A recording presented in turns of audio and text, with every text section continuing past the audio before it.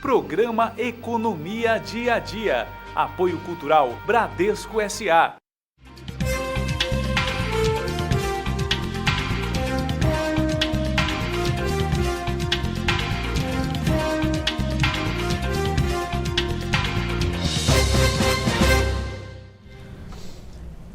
Olá, seja muito bem-vindo a mais uma edição do programa Economia Dia a Dia, que é uma realização do Sindicato dos Economistas de São Paulo e que conta com apoio cultural do Banco Bradesco S.A.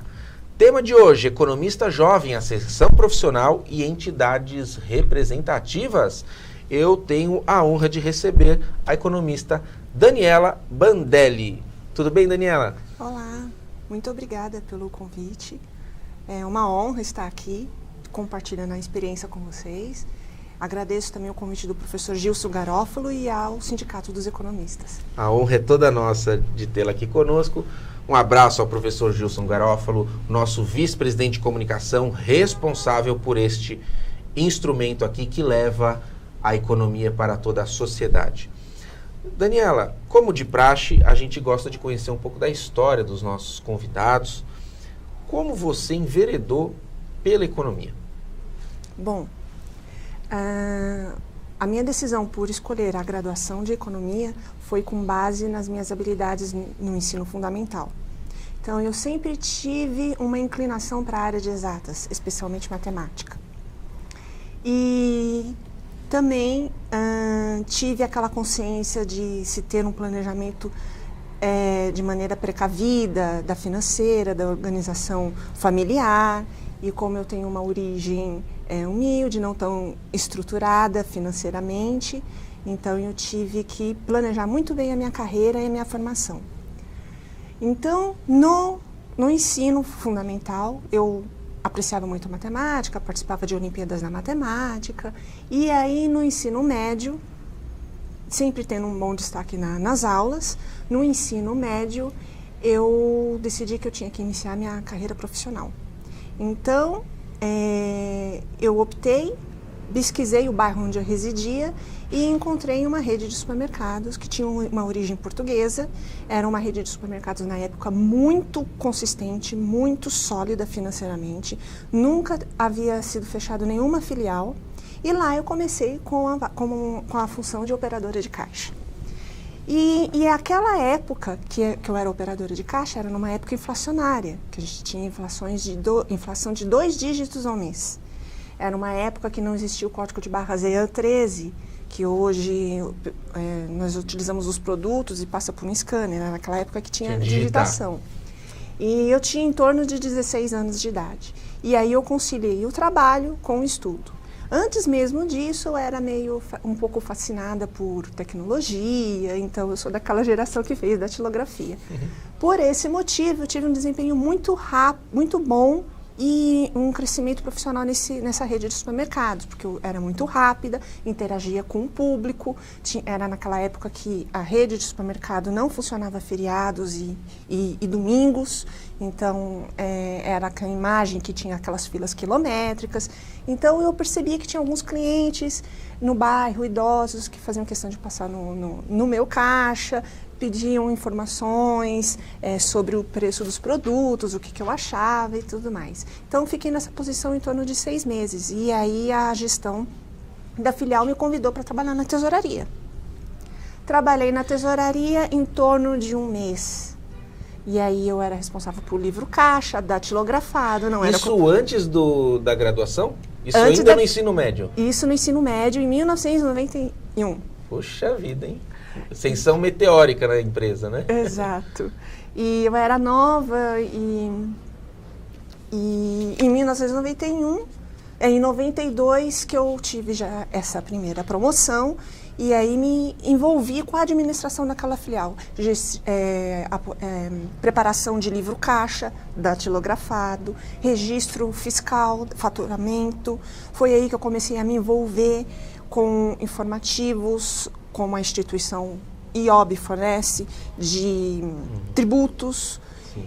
e para fazer os registros das aquisições que o supermercado fazia de diversos fornecedores para poder comercializar os produtos, era necessário fazer os registros de acordo com os princípios tributários de cada tipo de produto. Nisso, eu acabei sendo envolvida, e também por curiosidade, a um outro departamento que existia que se chamava cálculos, setor de cálculos.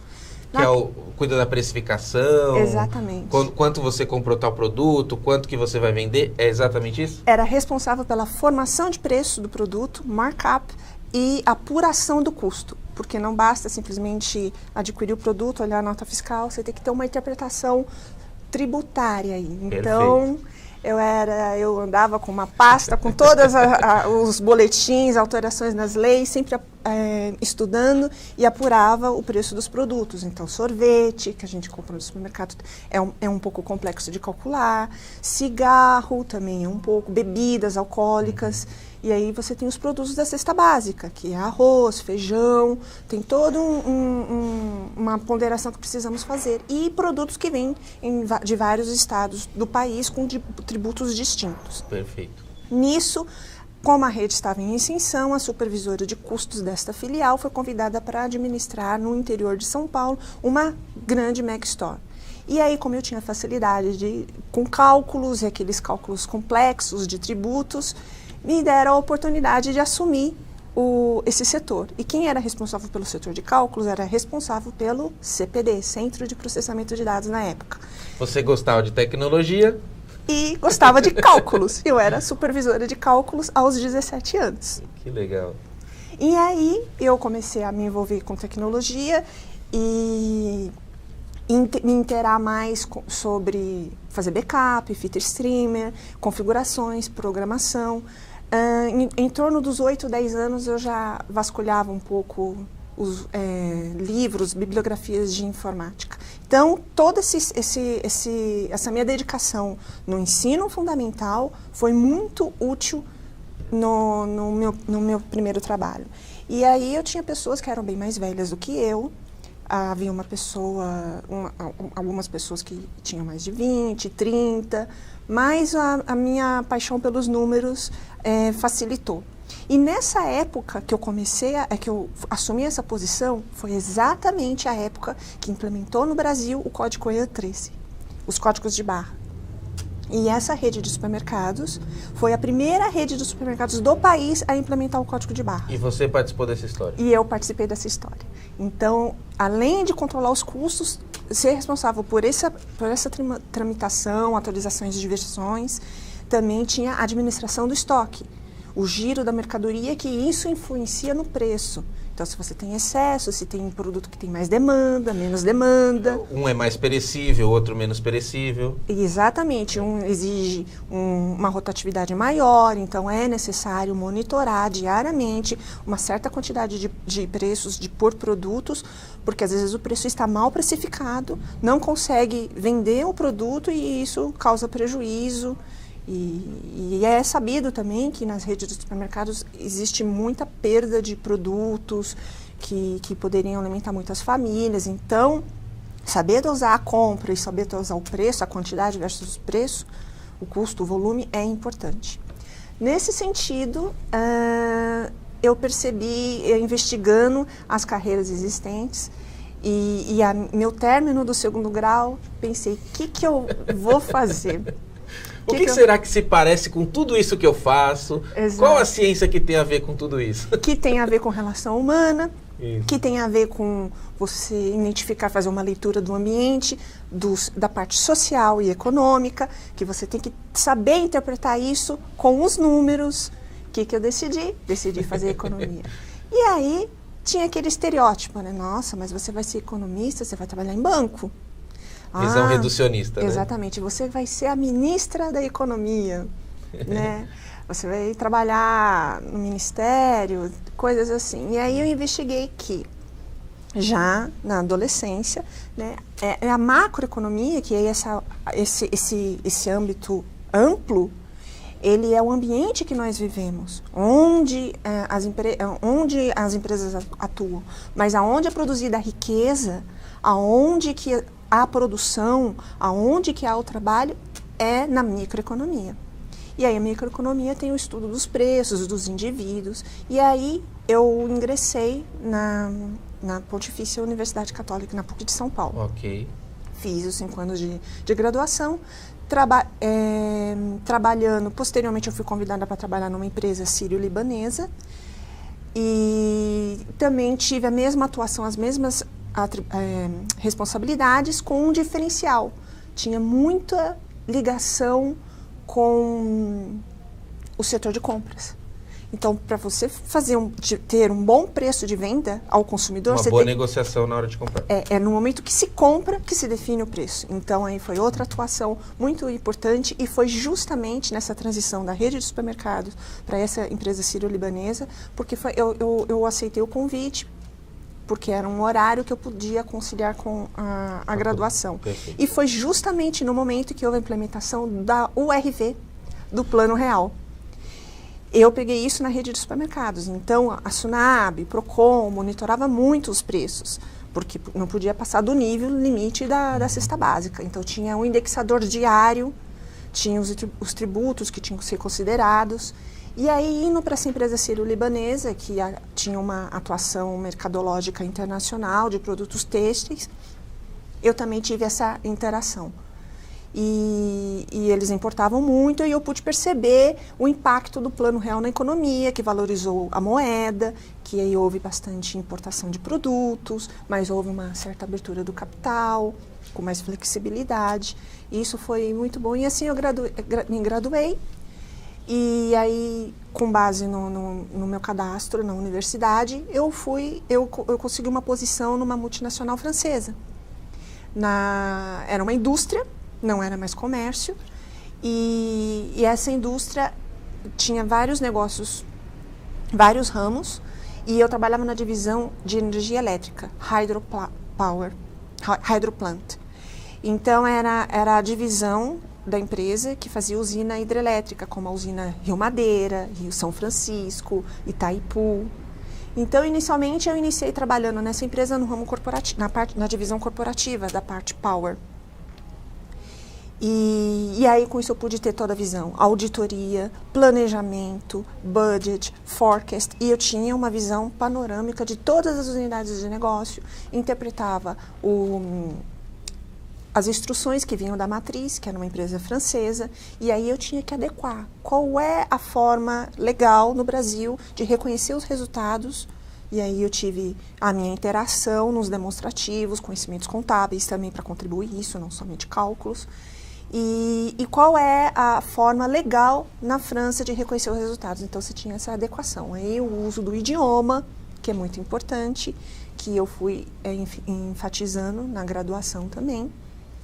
E aí, nessa empresa que eu fiquei bastante tempo, atuei em várias áreas, justamente por eu ter começado no corporativo, eu tinha visão panorâmica. Então, comecei a trabalhar depois, convidada pelas diretorias, a trabalhar nas outras divisões, até que eu me tornei Project Controller. Na minha última posição nessa organização. E aí eu tive a oportunidade de ser expatriada para a Europa, envolvida num projeto de engenharia, de um precipitador eletrostático.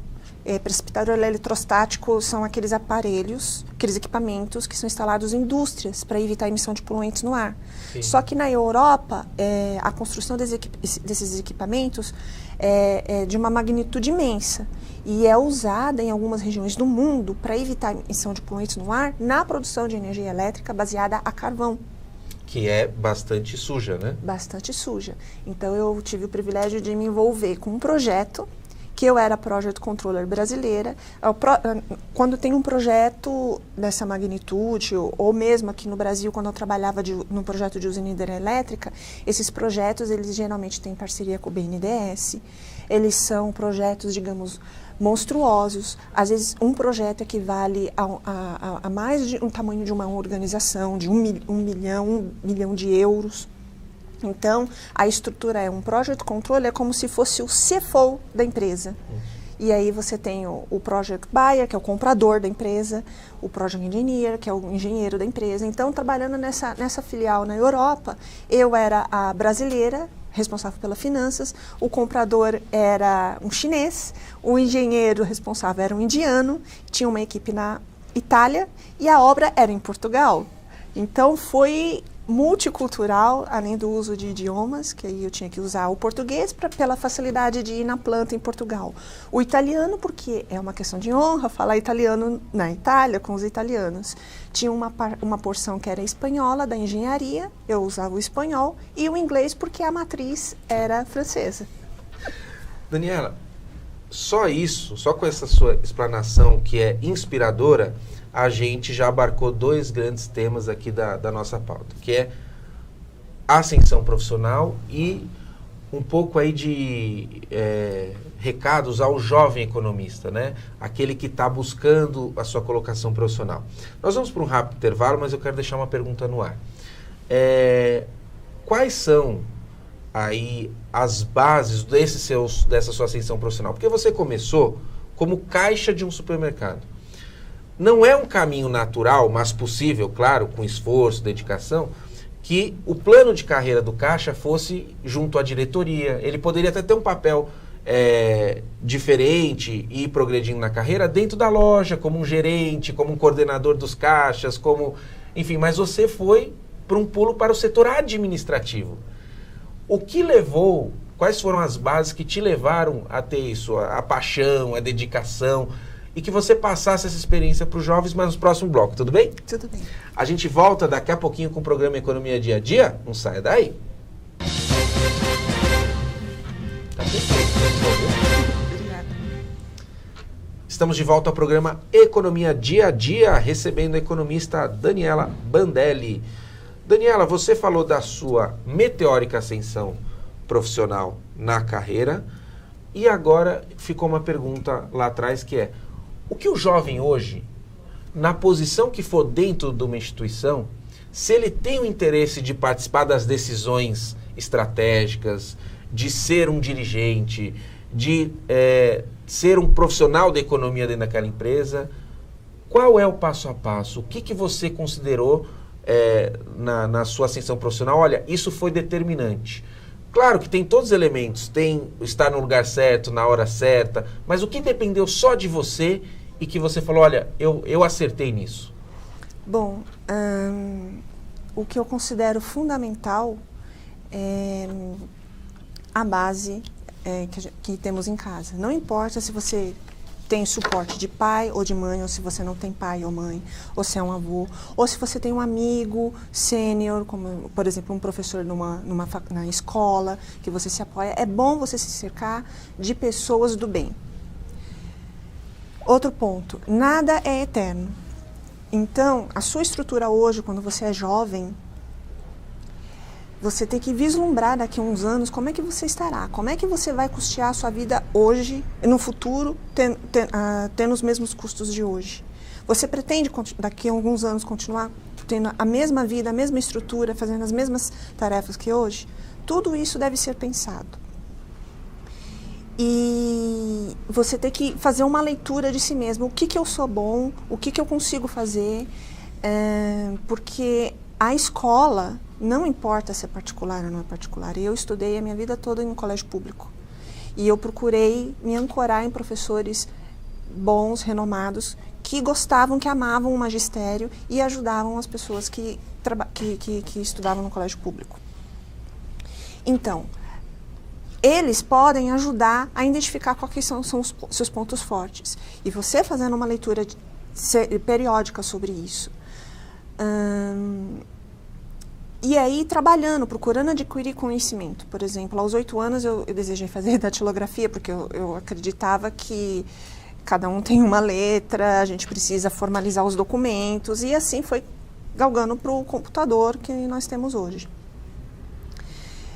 É coisa simples, então sempre estar antenado do que ocorre no mercado. Linguagem de programação também é interessante, porque a decisão numa atividade, num negócio, ela tem que ser rápida. E a decisão ela é tomada com base no histórico também, não que o histórico vai garantir a repetição. Mas se você analisa o passado e toma decisão em informação velha, fora do tempo, não tem utilidade para o negócio. Então, o que ocorre? Hoje, a figura da área financeira como ser centralizadora, ela não é mais tão sólida como era antigamente. A área financeira realmente centraliza as informações, é ela que garante a saúde financeira da empresa e mostra qual é a fotografia. Mas, através dos números, você sabe da história da empresa. Você sabe que os números estão dizendo o que está acontecendo. Então, é necessário a área financeira interagir com o comercial, com compras. Então, hoje em dia, a posição do profissional financeiro é o que se diz hoje no mercado, a expressão Finance Business Partner. Então, hoje, o financeiro é um parceiro do negócio. E isso se estende em qualquer função. Toda atividade que um jovem vai ter, ou ser operador de caixa, ou ser assistente administrativo, tudo tem um impacto econômico, financeiro para o empresário. Então, tudo deve ser bem controlado e hoje em dia os colaboradores da empresa, eles participam de maneira direta ou indireta na decisão da empresa.